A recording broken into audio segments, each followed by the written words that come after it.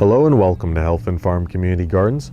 My name is Ben, and today I'm going to start with an old adage, which is that you can never go wrong by adding more compost to your soil. And that's pretty much true, but there is an exception, and I'm going to show you that right now. So this is lettuce and spinach that we're growing for local soup kitchens, all planted right here in our own garden soil.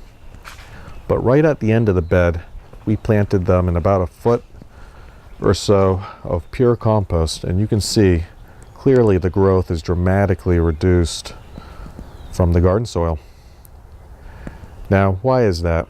Well, the scientific answer is that the compost is very high in organic matter, and the carbon in that ties up nitrogen, making it unavailable to the plants.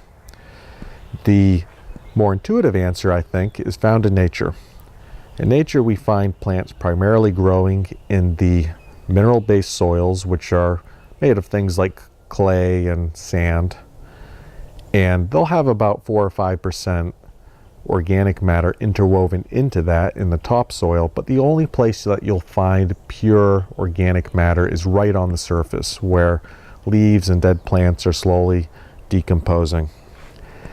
And Marlene took a cue from that when she made this bed. She put chicken manure, fish fertilizer when she was making the bed, a little bit of compost into the soil, but she really only mulched the pure compost into the top ½ inch at most. So right on the surface, the plants are growing in the soil underneath, and the compost is right there on the surface.